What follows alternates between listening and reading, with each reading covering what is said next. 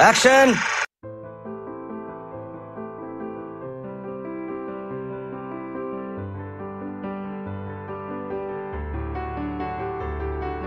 ওনারা বললেন scientific curiosity, তার বেশি কিছু নয়। সালটা 1899 এর একেবারে শেষ ভাগ। ওনারা লুমিয়ের ভাই, লুই লুমিয়ের এবং অগাস্ত লুমিয়ের।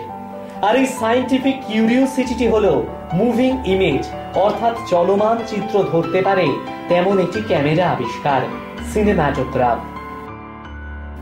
আজ এই 21 শতাব্দীতে দাঁড়িয়ে অবাক লাগে ভাবতে, কেবল এই সায়েন্টিফিক কিউরিওসিটির মধ্যেই যদি ব্যাপারটা চুকে বুকে যেত, তাহলে না জানি আমরা কোথায় দাঁড়িয়ে থাকতাম। যাই হোক, তা হয়নি কারণ মানুষ সৃষ্টিমুখীন জীব। আর তা কয়েক বছরের মধ্যেই বুঝতে পারলেন লুই ভাইয়েরাও। বললেন, I now see that cinema amuse the entire world. ঘটে গেল 19 শতাব্দীর সর্বশ্রেষ্ঠ মিরাকল।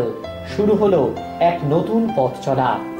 আর সে পথ যে এক নতুন শিল্পের জন্ম দিতে চলেছে, তা বুঝতে পৃথিবীকে আরো কিছুটা অপেক্ষা করতে হলো জি.ডব্লিউ. গ্রিফিথের জন্য তার 1915-তে বানানো টমাস ডিকসনের কুখ্যাত বর্ণবিদ্বেষী উপন্যাস অবলম্বনে বার্থ অফ আ নেশন ছবিটির জন্য। এর প্রভাব সারা বিশ্বের পাশাপাশি ছড়িয়ে পড়ল ভারতেও। 1913 সালে ভারতের আকাশেও ঘটল সেই অনিবার্য সূর্যোদয়। দাদা সাহেব ফালকে পরিচালিত প্রথম ভারতীয় ছবি রাজা হরিশ্চন্দ্রের মধ্য দিয়ে।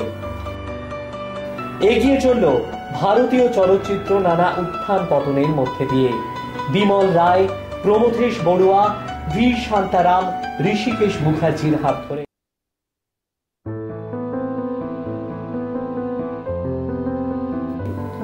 তারও একটা নতুন শৈল্পিক মোড় এলো, যার হাত ধরে তিনি সত্যজিৎ রায়।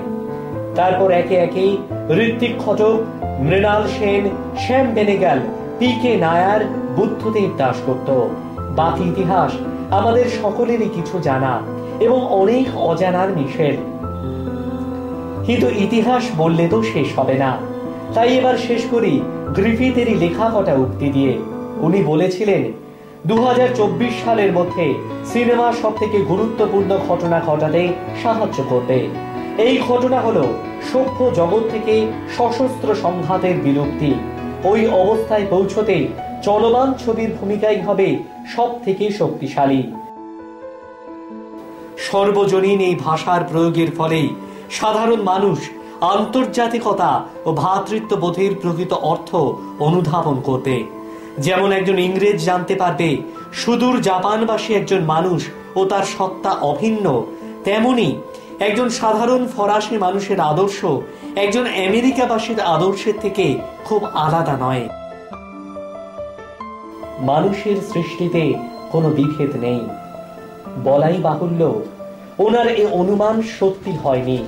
ঠিক তারপরে দুটো বিশ্বযুদ্ধ ঘটে গেছে, অনেক রক্ত বয়ে গেছে পৃথিবীর বুক দিয়ে, কারণে অকারণে, এখনো যাচ্ছে। কিন্তু চলচ্চিত্র তা বলে থেমে থাকেনি, বরং যতই তার বয়স বেড়েছে ততই সে হয়ে উঠেছে পরিণত।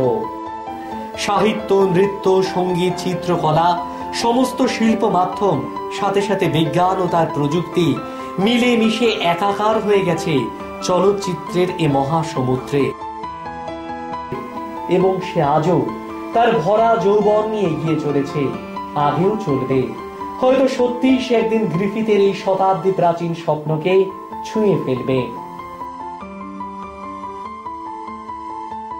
আজ তাই সে ইতিহাস, সে স্বপ্নকে স্মরণ করে ভারতীয় চলচ্চিত্রের এই শতবর্ষে দাঁড়িয়ে সমস্ত পরিচালক ও কলাকুশলীদের বিনম্র শ্রদ্ধা জানিয়ে বিবিধ ধারার কয়েকটি মূলত ছোট দেশি বিদেশি ছবি দেখানোর এই আয়োজন।